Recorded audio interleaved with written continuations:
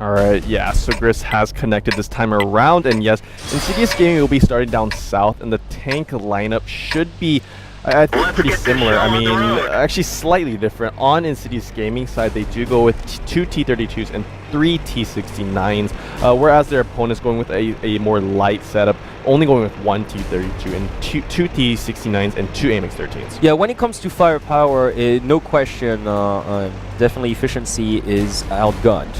But at the same time, I mean, that's the thing. I think Insidious Gaming has found like a perfect match to counter the efficiency tactic here, because most teams were actually surprised by efficiency because they rolled out with a significantly heavier selection of tanks. So they were outmaneuvered, but it's extremely hard to outmaneuver 3 T69s and their autoloaders. So really, just out of the tank lineup, I wouldn't give so much of an advantage to efficiency this time around, because usually on steps, this is the one map where they're counting on their mobility to win. And they have done so for the past 2 weeks, but against such a lineup, I wouldn't be so sure about that one. Yeah, I mean, definitely those T69s do very well against AMX-13s and WT-132s. Without sacrificing too much speed nor mobility. With AMX-13s, a lot of times we see teams kind of they use those AMX-13s as elite scouts. They split them off from the main group of the forces, and they usually go for T1 kills or for me some like flanking maneuvers as well. But I mean, against this lineup from Insidious Gaming, it's gonna be extremely hard for them to do that. So I mean, honestly, once I saw that, you know, if I were efficiency, of course, once I saw Insidious Gaming go for such a heavy lineup, I actually would have only gone with maybe only 1 AMX-13 and still pick an extra T69 or a T32. Right. No, I totally agree with you, because I think so that could be their downfall. Yeah, no, because I have to agree with you on that one, because 2 1390s against such a versatile lineup, facing like 3 T69s, I don't think that's enough firepower actually, and you wouldn't be sacrificing too much for trading one of your 1390s for a T69 as well. I mean, it definitely just gives you an up in terms of firepower without sacrificing too much when it comes to mobility. So well, you know, I'm actually still like pretty impressed by the fact that the efficiency is sticking to the lineup that has paid off for them so far. But yeah, I really am not too sure this time around, especially given the fact that they're trailing like love to down. It might be just too much for them to chew this time around. Now, once again, like efficiency as always, like really squatting that eastern side. Yeah, most definitely. So they are going to possibly go for a push right now. They are pulling their forces down to the southern edge of the map, of course on the eastern side, whereas their opponents, Insidious Gaming, they are pushing up the western edge. So this could be an interesting situation play out, because both teams are pushing at the same time, just on opposite sides of the map. So we could go for it. We could see a base race quite possibly if these members of Insidious Gaming are spotted though. Then what that could signal is a full-on base capture rush from Team Efficiency. Right. Once again, on this map, you have to be extremely careful when going for captures, whether north or south, because you're just a sitting duck out there. So yeah, that's why you have to use extreme caution. Like even though like both teams are like poised to actually just launch their offensive, they're not really daring to do so because they really want to find out more about where the other tanks are pretty much. Now I can see like probably one of those 1390s. I'm assuming it's either Comics or Tanaka that actually made the climb, or maybe perhaps even the T1 that made the climb to that southern mountain right next to the southern base.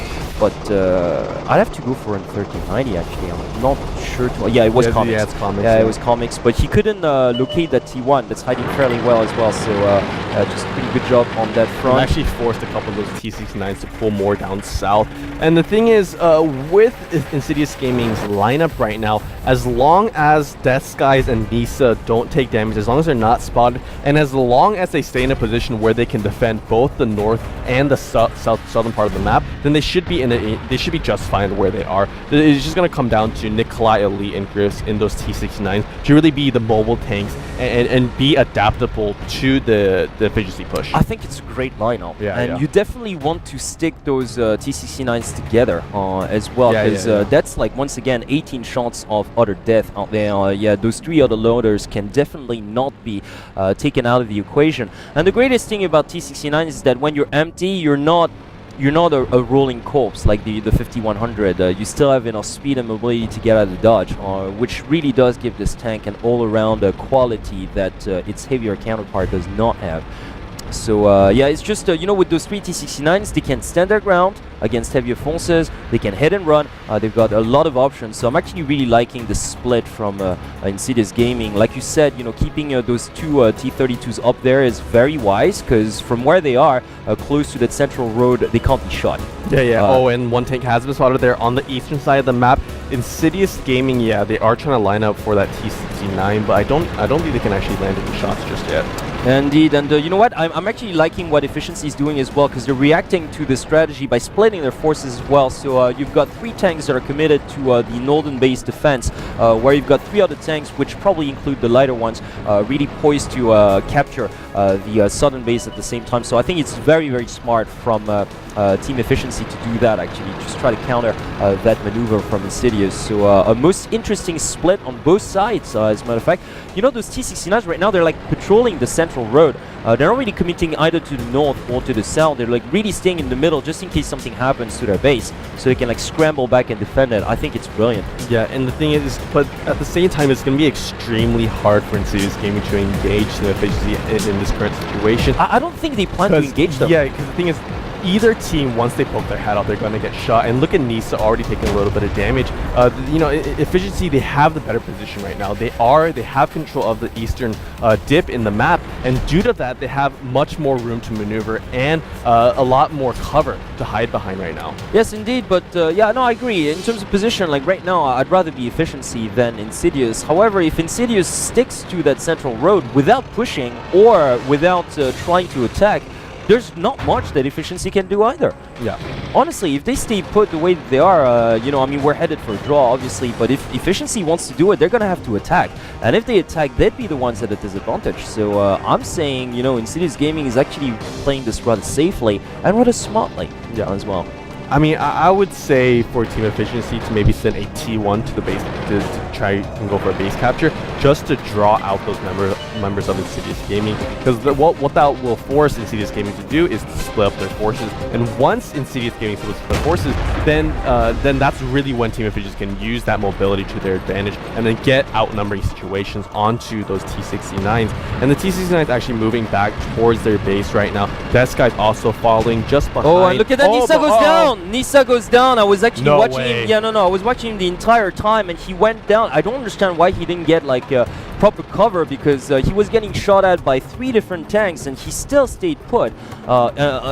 He should have. It must have been his track. It must have been his track. Maybe, but it was just because he was taking damage not over like 10 seconds, but a good minute, pretty much. So he had plenty of time to get away, and now that's really crippling his team. Like, that's so detrimental, because that's a tier 8 point advantage. So it's gonna force now Insidious Gaming out of cover, and it's gonna force them into a firefight that's definitely not gonna be to their advantage. So very, very poor play from Nisa. Actually, if they end up losing the set, which it looks like, then honestly, Nisa is going to be the one to blame on that front. Lack of judgment coming from that player, just really a wee bit disappointing, because all they had to do was wait. Yeah, definitely so. And right now, they are going to reposition here. Insidious Gaming have moved back to their base, but they have to push onto Team Efficiency, because right now, Efficiency is not going to push onto Insidious. They have to take out at least the T1, but the thing is, if I were Efficiency, I'd like send my T1s all the way up north in the mountains just to defend them, pretty much. Yeah, and Efficiency, they have no reason to push right now. They have nothing to lose. At this point, if Insidious Gaming wants to have any chance of winning this, they have to push right now, because there's only a minute now remaining here. They are going to move in towards this eastern edge, and Efficiency, we don't know exactly where they are, but I'm quite sure they actually pulled back more towards the northern starting point.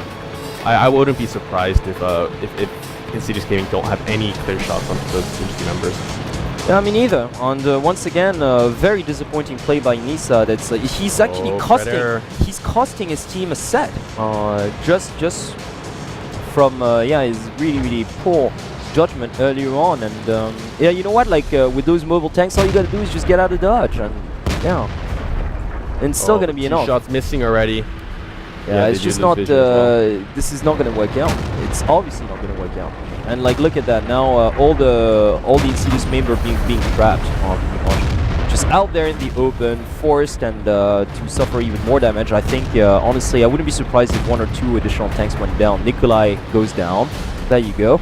So that's pretty much going to do it. Yep.